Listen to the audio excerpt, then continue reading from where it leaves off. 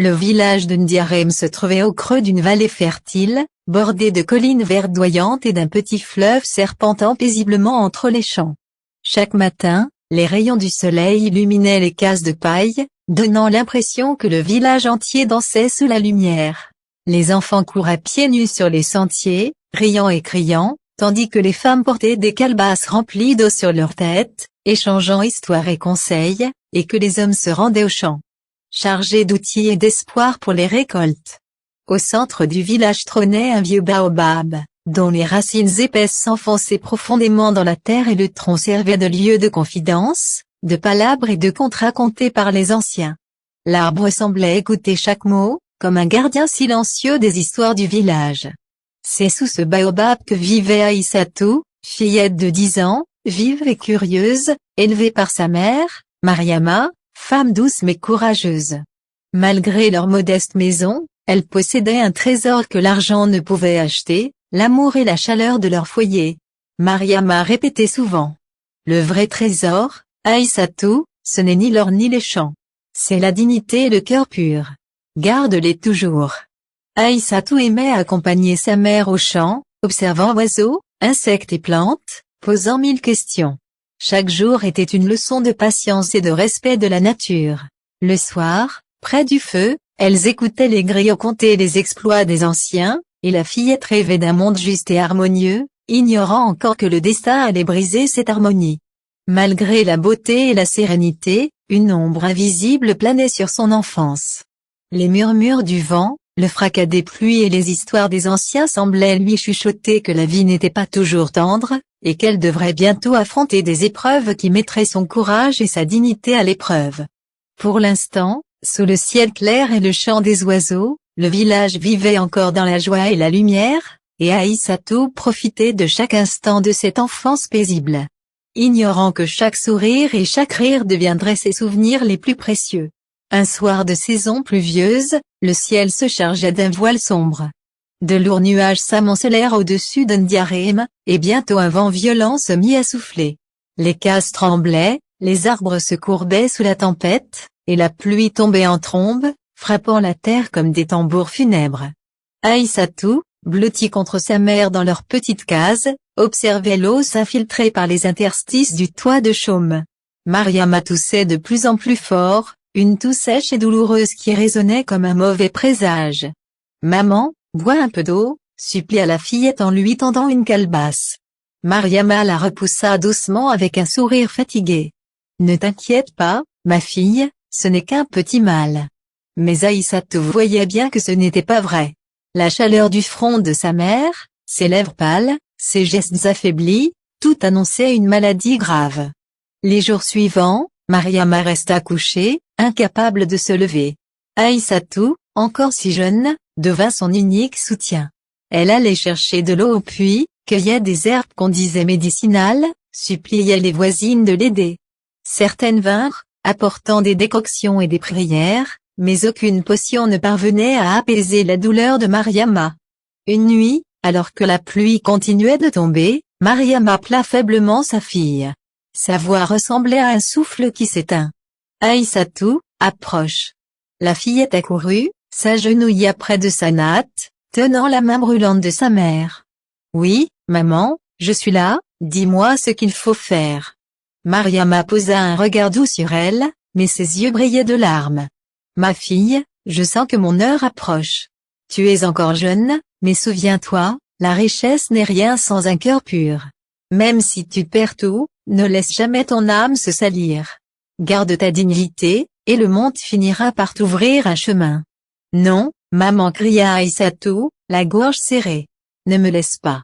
Je ferai tout ce que tu voudras, mais reste avec moi. » Mariama essuya doucement ses larmes avec ses doigts tremblants. « Un jour, tu comprendras que la vie nous prend ceux que nous aimons, mais elle nous laisse leurs paroles comme héritage. C'est mon cadeau pour toi. » Et dans un dernier souffle, sa main retomba. Un cri déchira la nuit.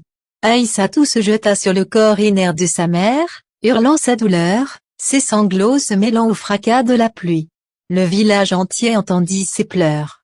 Au matin, les voisins vinrent déposer des nattes, réciter des prières et partager un peu de mil pour la fillette. Mais malgré leur compassion, Chacun repartit, et Aïssatou resta seule dans une maison vide, entourée d'un silence assourdissant. Les jours qui suivirent furent les plus sombres de sa vie. Le feu du foyer s'éteignit, les champs restèrent en friche, et chaque coin de la case rappelait la présence de sa mère. Mais au milieu de ce vide, une petite flamme brûlait encore, les paroles de Mariama. Chaque soir, assise sous le baobab, Aïssatou les répétait comme une prière. La dignité et le cœur pur sont plus précieux que toutes les richesses. Et même si son cœur était brisé, cette phrase devint son pilier. Car elle comprenait peu à peu que sa douleur, aussi lourde soit-elle, pouvait se transformer en force. Les jours qui suivirent la mort de Mariama furent empreints d'une tristesse silencieuse. Aïssatou errait dans la case vide, serrant la vieille natte de sa mère, respirant encore son parfum de beurre de karité et de terre après la pluie. Mais bientôt, le silence fut brisé par des voix graves, les oncles d'Aïssatou convoquèrent une réunion pour régler la question des biens de Mariama. Sous le grand baobab, presque tout le village s'était rassemblé. Les hommes assis en cercle, les femmes debout derrière eux, les enfants chuchotant aux abords. Aïssatou, tremblante, tenait sa calebasse contre elle. Mariama n'a plus de mari, déclara l'aîné des oncles, un homme au regard dur. Ses terres et ses biens reviennent donc à ses frères. C'est la loi des anciens. Un murmure parcourut la foule. Certains acquiesçaient, d'autres restaient silencieux. Aïssatou, la gorge serrée, osa parler. Mais, c'était la maison de ma mère. C'est ici qu'elle m'a élevée, qu'elle m'a appris à vivre. Ne puis-je garder au moins un petit champ, juste pour planter un arbre, et me souvenir d'elle? Sa voix tremblait, mais ses yeux brillaient d'un courage inattendu. Un autre oncle ricana. Une enfant seule ne peut pas gérer des champs.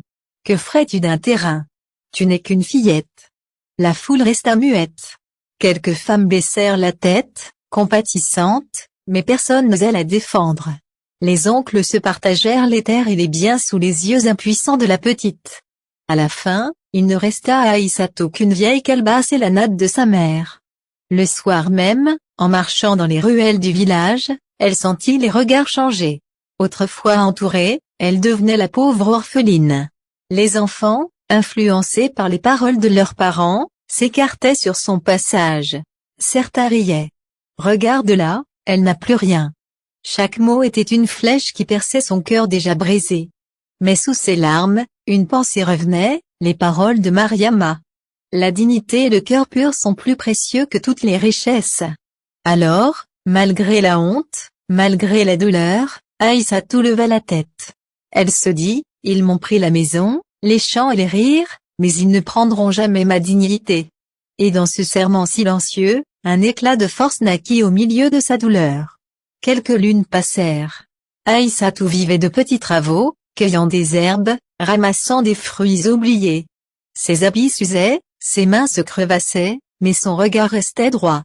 Un matin, un tumulte secoua le village, un riche marchand nommé Ousmane arriva, vêtu de tissus soyeux, couvert de bijoux, escorté de serviteurs. Sa charrette brillait au soleil comme un trésor. Tout le village accourut, fasciné par sa richesse. Ses yeux se posèrent sur Aïssatou, seule près du baobab. Il s'approcha avec un sourire. Petite, tu souffres ici. Tes vêtements sont usés, ton ventre crie famine. Viens avec moi. Je t'offrirai une maison en pierre, des habits éclatants, de la nourriture en abondance. Tu ne connaîtras plus jamais la faim ni la solitude. Aïssatou baissa les yeux. Tout en elle voulait dire oui. Elle revoyait ses nuits froides, ses repas manqués, les moqueries des enfants.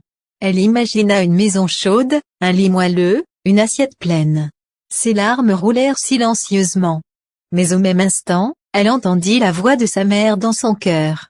La richesse sans dignité est une prison dorée. Alors elle releva la tête et dit, d'une voix tremblante mais ferme. Non. Je préfère rester pauvre et libre que riche et prisonnière. Ousmane, vexé, fronça les sourcils. Devant tout le village, il lança. Elle est folle. Elle refuse ma générosité. Vous verrez, elle mourra de faim dans la poussière. Puis il s'en alla, répandant des rumeurs sur elle. Peu à peu, des villageois se détournèrent d'elle, influencés par ses paroles. Même certains enfants la pointaient du doigt. Aïssatou se sentit plus seule que jamais. Mais au fond de son cœur, une paix étrange naquit. Elle avait résisté. Elle avait choisi la liberté, choisi la parole de sa mère. Cette nuit-là, elle retourna sous le vieux baobab. Elle leva les yeux vers les étoiles et murmura. « Maman, j'ai compris. Le courage, c'est de rester fidèle à son cœur, même quand tout semble perdu. » Le vent souffla doucement entre les branches, comme une réponse. Et Aïssatou sourit à travers ses larmes, son cœur brisé s'était transformé en une force nouvelle.